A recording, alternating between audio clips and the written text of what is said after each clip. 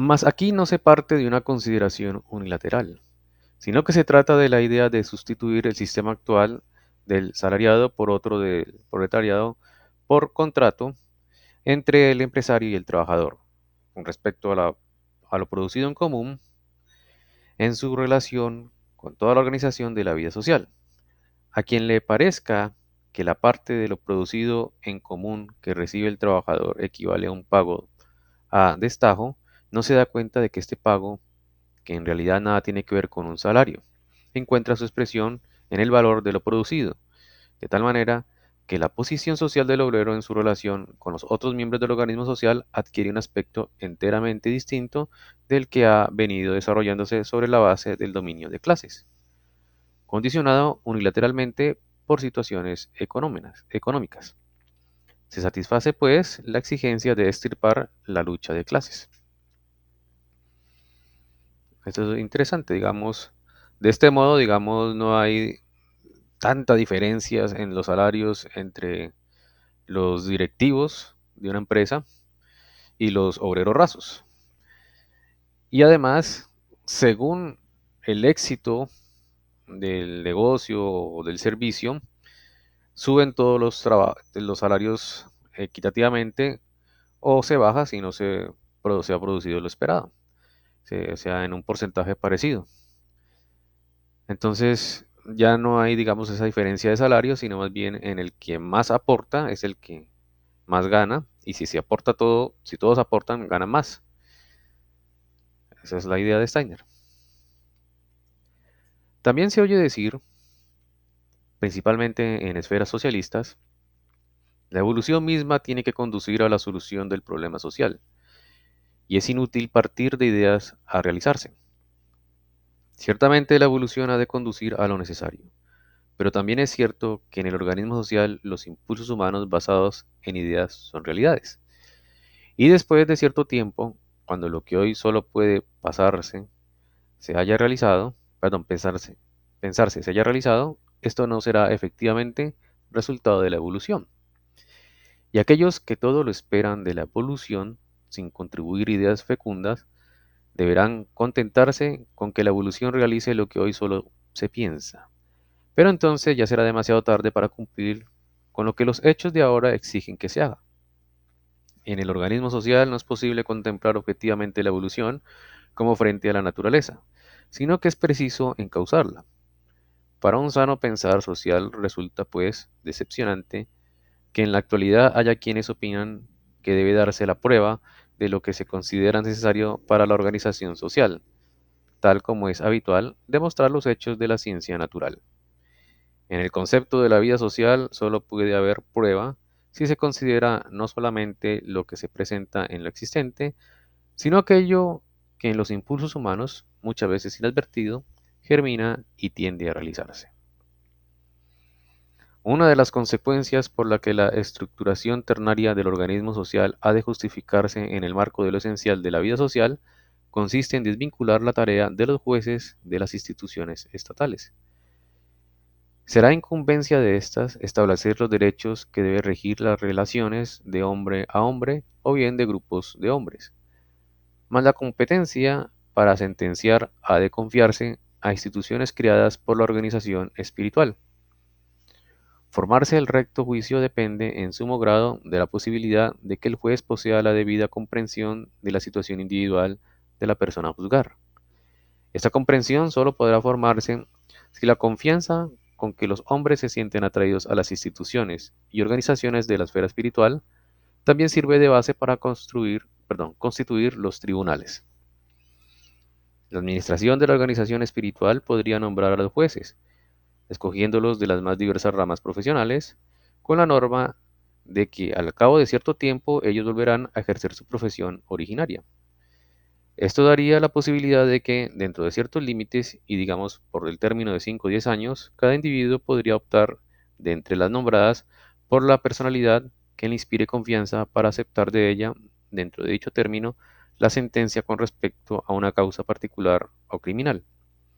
Siempre habrá entonces dentro de cierto perímetro correspondiente al domicilio de cada individuo un número suficiente de jueces para que tal opción tenga la debida importancia.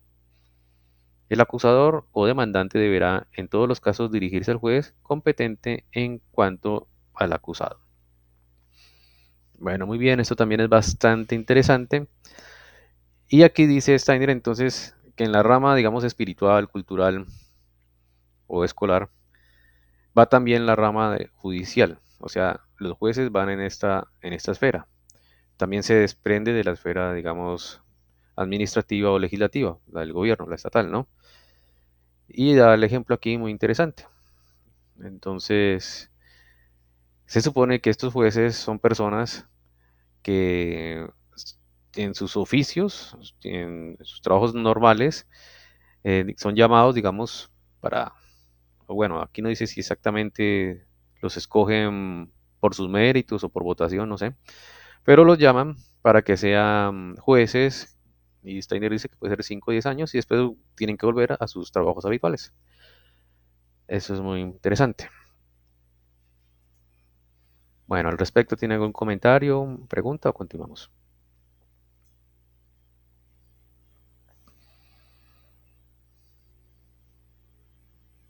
Continuamos.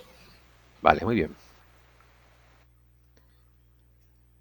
Considérese cuánta importancia semejante ordenamiento hubiera tenido para los territorios de Austria-Hungría, donde en las regiones de varios idiomas, cada uno de los miembros de las distintas nacionalidades hubiera podido optar por un juez de su propio pueblo, y quien conoce las condiciones austriacas también sabrá apreciar hasta qué grado tal organización hubiera contribuido a equilibrar la convivencia de las distintas nacionalidades.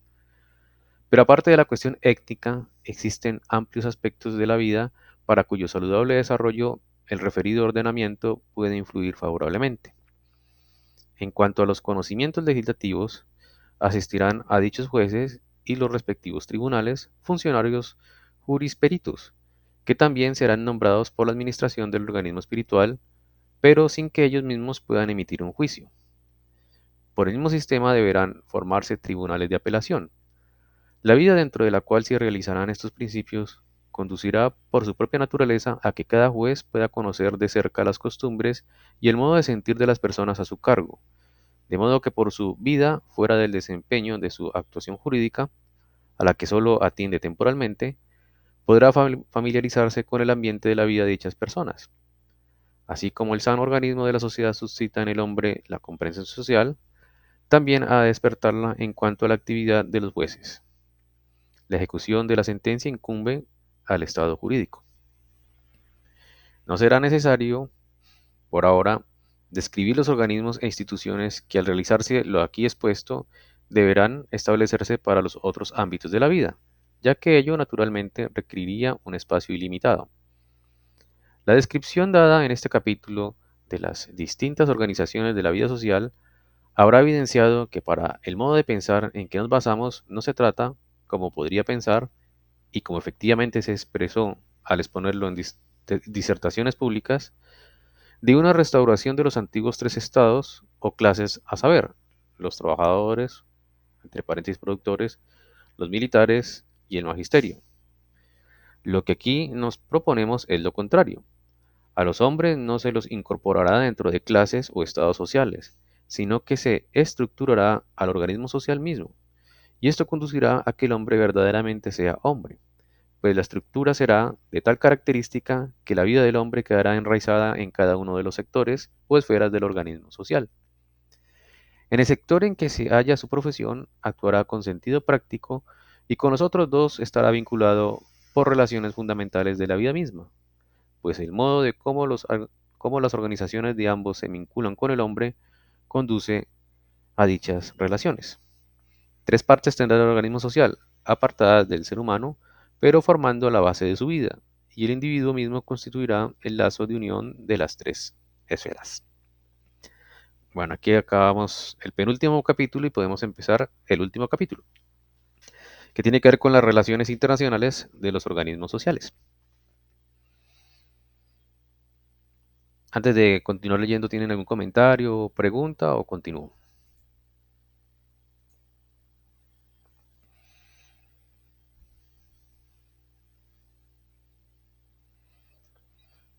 Continuamos. Vale, muy bien, Sí, sigamos. muy bien. Con la estructuración interna del sano organismo social, las relaciones internacionales también serán ternarias. Cada una de las tres esferas estará independientemente en relación con las esferas similares de los demás organismos sociales. Surgirán relaciones puramente económicas de un país con otro, sin que sobre éstas ejerzan una influencia directa las relaciones jurídicas entre los mismos estados. Estas relaciones, a su vez, se desarrollarán dentro de ciertos límites, enteramente independientes de las económicas. Debido a tal independencia de origen, estas relaciones, en sus casos de conflictos, podrán influir recíprocamente con el fin de conciliar los intereses de las partes. Se producirán relaciones basadas en intereses comunes sin que las fronteras nacionales afecten la convivencia de los interesados. Las organizaciones culturales de los distintos territorios podrán establecer contactos unas con otras que únicamente tendrán su origen en la vida espiritual de toda la humanidad. La vida cultural autónoma, independiente del Estado jurídico, desarrollará relaciones que resultarían imposibles si el reconocimiento de las producciones espirituales, en lugar de ser incumbencia de la administración del organismo espiritual, dependiera del Estado jurídico. En este campo no se diferencian tampoco las realizaciones de la ciencia, la que sin duda alguna tiene carácter internacional, de las otras áreas culturales. La lengua de un pueblo, con todo cuanto se produzca en relación directa con ella, igualmente representa un elemento espiritual, al que también pertenece la conciencia nacional misma. No se crearán situaciones conflictivas anormales entre los habitantes de territorios de distinta lengua, si en cuanto a sus respectivas culturas nacionales, ellos se abstienen de servirse de la organización estatal, o bien de su poder económico. Si una cultura nacional frente a otra posee mejores condiciones para extenderse y mayor fecundidad espiritual, su expansión resultará justificada y se producirá pacíficamente si únicamente se realiza a través de las instituciones que dependen de los organismos espirituales. La más vigorosa resistencia contra la estructuración ternaria del organismo social la opondrán actualmente las comunidades humanas basadas en las culturas nacionales del lenguaje común. Esta oposición deberá ceder al designio que, por las necesidades vitales de nuestro tiempo, la humanidad como un todo ha de fijarse cada vez más conscientemente, pues ella se dará cuenta de que cada uno de sus componentes solo podrá crearse una existencia verdaderamente digna de un ser humano si busca el fecundo vínculo con otras comunidades. Las culturas nacionales en su historia, aparte de otros impulsos naturales, han dado origen a las comunidades jurídicas y económicas, pero las fuerzas por las cuales los pueblos van creciendo deben desarrollarse gracias a interrelaciones que no se estorben por las relaciones político-estatales y económicas. Esto llegará a buen fin si las comunidades étnicas internamente establecen la estructura social ternaria de tal manera que cada uno de los distintos sectores, independientemente, pueda desenvolver sus relaciones con otros organismos sociales. Esto conduce a las más diversas relaciones entre pueblos, estados y cuerpos económicos, por las que cada parte de la humanidad se vincula con otras partes de tal manera que cada sector, dentro de sus propios intereses, también participa de la vida de los demás. Con ello nace una sociedad de las naciones con sus fundamentos en la realidad de la vida. No habrá que constituirla por meros conceptos jurídicos. Un pensar concordante con las realidades de la vida considerará de singular importancia el hecho de que los designios sociales aquí expuestos, si bien son válidos para toda la humanidad, lo mismo pueden realizarse particularmente en cada uno de los distintos pueblos, no importa cómo otros países procedan a este respecto. Cuando un organismo social realice la estructuración ternaria, los cuerpos representativos de los tres sectores pueden, aunados, establecer relaciones con otros países, aunque estos todavía no hayan adoptado semejante organización. Los primeros en realizarla lo harán en beneficio de un designio común de toda la humanidad. Lo que debe hacerse se impondrá no a través de los convenios y congresos políticos, sino ante todo por la fuerza que en la vida resulta de un designio basado en reales impulsos evolutivos. Este designio está concebido sobre una base real, en la vida misma, en cada punto de las comunidades humanas. Puede aspirarse a su realización. Muy bien, aquí Steiner más o menos dice que en un futuro, cuando esto se empiece a desarrollar en los países, Habrá un momento en que habrá unos países que tendrán, digamos, este avance social espiritual, ¿no? Por su estructuración ternaria que propone Steiner. Y por supuesto, al mismo tiempo habrán países que todavía no habrán migrado a esta forma de organizar un país, ¿no? Pero dice Steiner que no importa, porque lo bueno de esta estructuración ternaria, como aquí la presenta Steiner, es que como va a ser tan buena, sin necesidad de imponerla, los otros países poco a poco la van a ir adoptando, porque se darán cuenta que es algo bueno. Y como dice Steiner por aquí, eso es un impulso evolutivo. Entonces que poco a poco los otros pueblos la van tomando, porque se dan cuenta que es lo conveniente. Bueno, ¿alguien más quiere opinar algo o continuamos?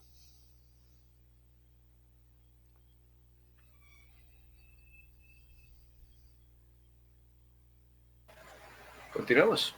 Vale, muy bien, ya vamos a acabar.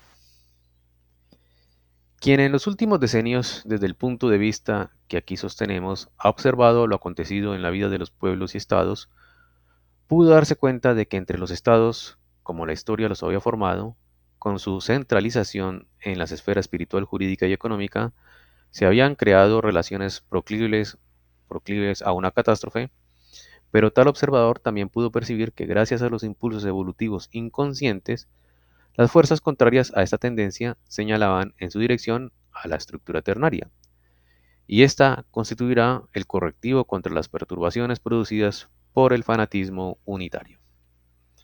Empero, los conductores competentes de la humanidad no poseían la orientación para darse cuenta de lo que venía preparándose desde tiempo atrás. A principios y hacia mediados del año 1914, hombres de Estado aún afirmaban que en Europa, gracias a los esfuerzos de los distintos gobiernos y según todos los indicios, la conservación de la paz había estado asegurada. Estos grandes políticos no se dan cuenta de que sus actos y sus palabras ya no tenían nada que ver con el curso real de los acontecimientos. No obstante, eran considerados como los hombres prácticos y como exaltado quien en el curso de los últimos decenios, contrario a la opinión de los hombres del Estado, desarrolló ideas como las ya expuestas por el autor de este libro en 1914, antes de la Primera Guerra Mundial, expresándose aproximadamente como sigue. Las tendencias que imperan en la vida del presente se acrecentarán cada vez más, hasta que finalmente conducirán a aniquilarse por sí mismas. Contemplando la vida social con la visión espiritual, se observa que por todas partes se engendran brotes de tumores sociales. Esto es lo que inquieta profundamente a quien ve claramente lo que sucede, lo horrendo que oprime y que, pese al entusiasmo por la comprensión de la vida humana mediante la ciencia espiritual, da motivo para hablar del correctivo, clamando en voz alta ante el mundo. Si el organismo social continúa desarrollándose como hasta ahora, la cultura sufrirá daños, que para dicho organismo serán lo mismo que la degeneración cancerosa en el organismo natural humano.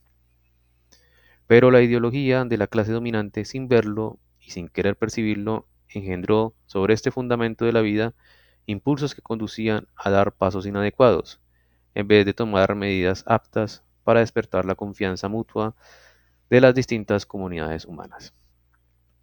Esto es interesante. Aquí Steiner da la profecía, ¿no? Él, él dice todo lo que antes leí, aquí estoy marcando, es lo que él decía antes de que sucediera la Segunda Guerra Mundial. Y cuando se terminó la Primera Guerra Mundial, como decía Steiner antesito, todos pensaban que ya había paz, que iba a haber paz de ahí en adelante, sobre todo en Europa. Y no pasaron pocos años, menos de 10 años, para que empezara la Segunda Guerra Mundial. Steiner lo veía venir y lo dijo. Aquí está escrito, ¿no? Y no le hicieron caso. Bueno, ¿alguien tiene algún comentario o continuamos? Para mí es profético inclusive con el momento que estamos viviendo, ¿no? De Sí. acuerdo. Creo que no solamente para lo que aconteció en esa época, sino lo que está pasando actualmente. Así es, de acuerdo. Estas medidas Steiner las da hace 100 años. y por ningún lado se ve, en ningún lado del globo se ve que esto se al menos se enseñe como una idea posible, ¿no? Ni siquiera eso.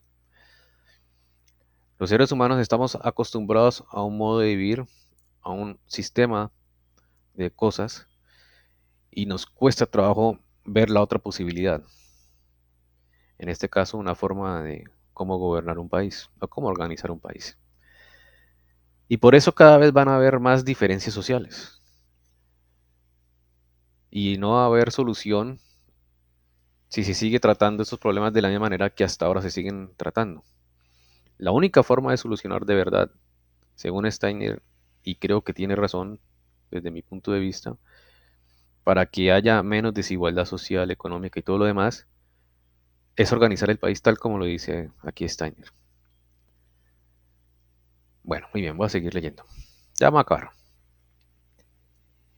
Quien cree que las necesidades de la vida social no hayan influido directamente como una de las causas de la catástrofe mundial, debería preguntarse qué hubiera ocurrido con respecto a los impulsos políticos de los estados preparados para ir a la guerra si esos hombres de estado hubiesen hecho de las necesidades sociales un impulso para actuar, y que en cambio no hubiera tenido lugar si este impulso hubiera conducido a otras acciones que aquella de crear la atmósfera cargada como causa indefectible de la explosión.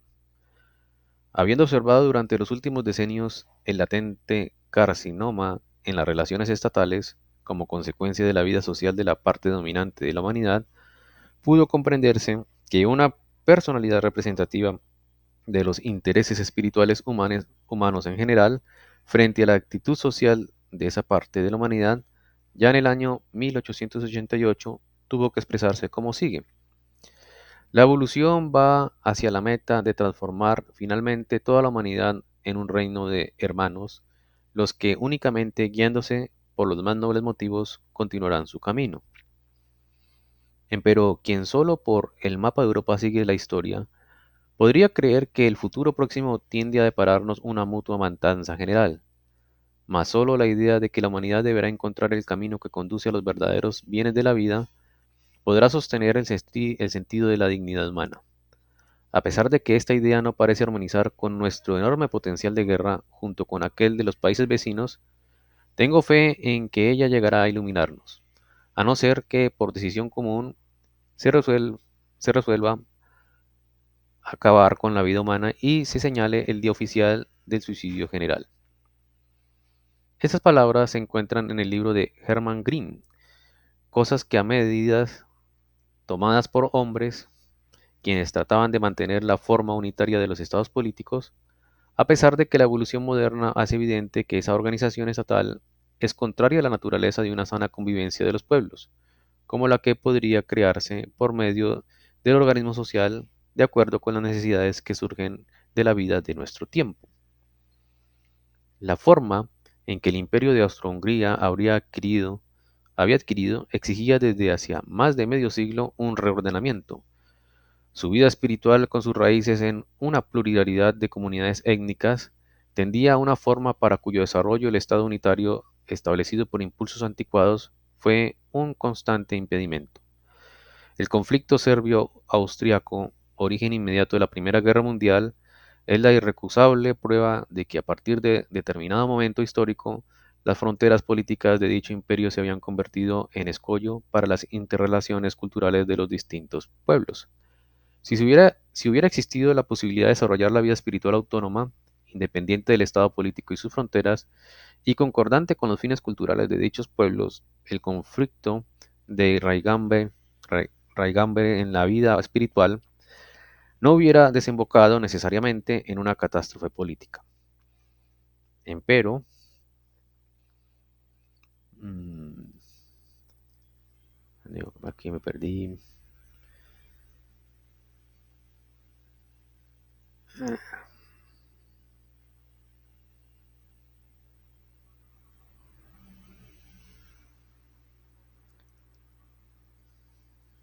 Allá. Si hubiera existido la posibilidad de desarrollar la vida espiritual autónoma independiente del Estado político y sus fronteras, y concordante con los fines culturales de dichos pueblos, el conflicto de raigambre en la vida espiritual no hubiera desembocado necesariamente en una catástrofe política. Empero para todos los que todos en Austria-Hungría se consideraban hombres de sensato pensamiento político, semejante evolución les parecía totalmente imposible, cuando no disparatada. Sus hábitos de pensar no les permitían sino imaginarse que las fronteras del Estado necesariamente debían coincidir con las colectividades étnicas, y no comprendía que, trascendiendo las fronteras estatales, pueden establecerse organizaciones espirituales abarcando la enseñanza y otras ramas de la vida cultural. A pesar de todo, esta idea inconcebible es la exigencia del tiempo moderno para la vida internacional. Quien piensa en sentido práctico no debiera tropezar contra lo aparentemente imposible, ni tampoco creer que instituciones, en sentido de la referida exigencia, pudiesen encontrar dificultades insuperables, sino que, por el contrario, debiera hacer todo lo posible para vencerlas. En vez de orientar el pensamiento en dirección concordante con las exigencias modernas, los hombres de Estado se esforzaron por crear instituciones con la finalidad de mantener el Estado unitario en contra de dichas exigencias, con la consecuencia de que éste se convertía cada vez más en un conjunto imposible. De modo que en el segundo decenio de nuestro siglo dicho Estado había llegado a que, ante el peligro de disgregación, ya no le quedaba posibilidad alguna de mantener la estructura en su estado imposible, sino recurriendo a la fuerza, apoyándose en las medidas de la guerra. En el año 1914, para los hombres de Estado austrohúngaros no les quedaba otra alternativa. O debían orientar sus intenciones en dirección a las condiciones vitales del sano organismo social, anunciándolo al mundo como su intención que nuevamente hubiera despertado confianza, o necesariamente debían desencadenar la guerra para tratar de conservar lo anticuado. Únicamente quien en conocimiento de estos hechos sepa juzgar lo acaecido en 1914 llegará a pensar correctamente sobre la responsabilidad de la guerra. Por la participación de numerosos pueblos en formar el Estado austrohúngaro, a este ante todo le hubiera correspondido la misión histórica de crear el sano organismo social. Sin embargo, no logró descubrirla. Este pecado contra el espíritu del devenir histórico universal llevó al Imperio austrohúngaro a la guerra. Y Alemania, Das Deutsche Reich y Alemania, ese es el título. Este imperio ha sido fundado cuando las exigencias de la época de un sano organismo social tendían a su realización, y el llevarla a cabo le hubiera conferido a esta nación la justificación histórica universal de su existencia. Los impulsos sociales se concatenaban en este imperio de la Europa central como en un territorio que parecería históricamente predestinado para realizarlos. La reflexión sobre el problema social surgía en muchos países, mas el imperio alemán se cristalizaba en una forma que hacía ver a qué relaciones tendía. Este hecho debería haberse convertido en tarea específica para los administradores de dicho imperio, y después de fundarlo su existencia en el marco de la convivencia moderna de los pueblos, hubiese adquirido su justificación si se le hubiera dado un contenido para su trabajo según lo exigían las fuerzas de la historia misma. En lugar de dedicarse en toda su amplitud a esta misión, se hacían simplemente reformas sociales, resultantes de las exigencias del día, y estaba contento si en el extranjero admiraban la perfección de estas reformas.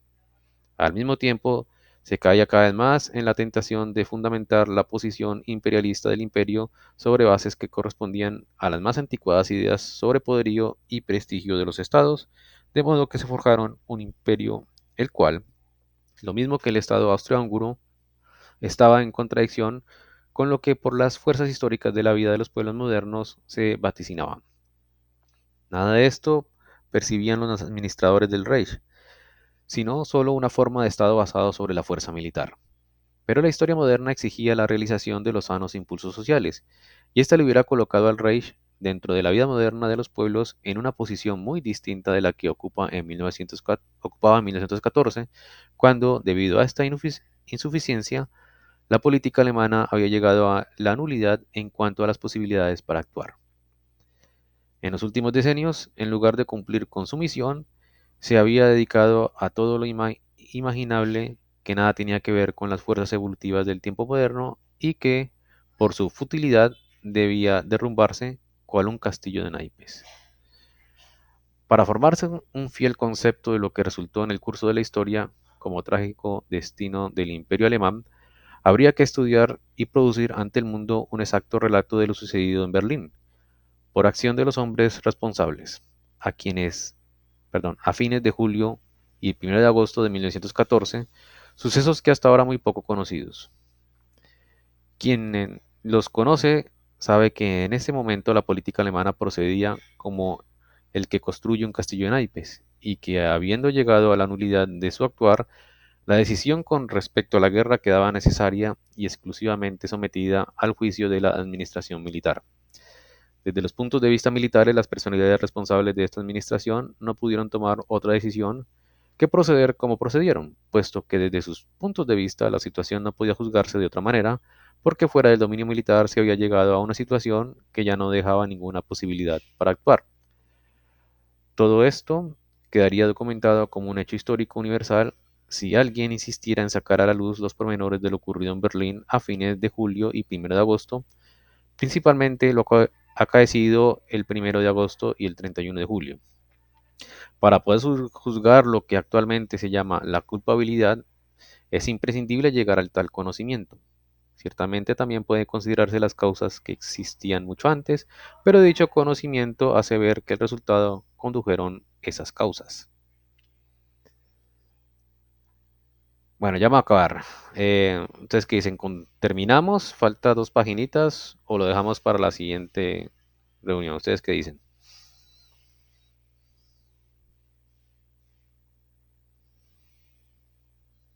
Terminemos. Vale, listo, terminemos.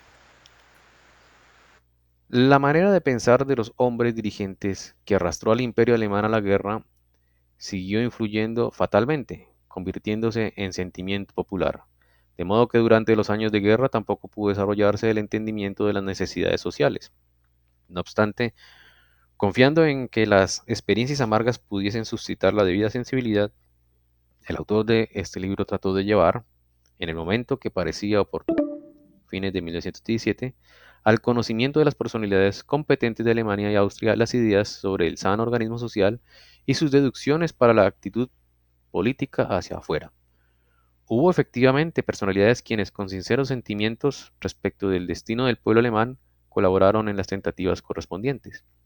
Sin embargo, todo el esfuerzo resultó infructuoso, puesto que el hábito de pensar se resistió a estos impulsos, los que para el pensar exclusivamente militar aparecían irrealizables. Lo único que se estimó conveniente fue la separación de la Iglesia de la instrucción escolar. Así pensaban los hombres de Estado desde hacía mucho tiempo, sin perspectiva de orientarse en dirección de algo fundamental. Personas bien intencionadas insinuaron la publicación de dichos pensamientos, lo que en aquel momento fue sin duda el consejo menos indicado, pues de nada habría servido si en el campo de la literatura, entre otros temas, también se hubiera tocado este, de la pluma de un particular. Por la naturaleza de estos impulsos se entiende que en aquel momento solo hubiesen adquirido importancia por la posición desde la cual se habían expresado. En tal caso, los pueblos de Europa Central habrían percibido que puede haber algo que ellos anhelaban más o menos conscientemente.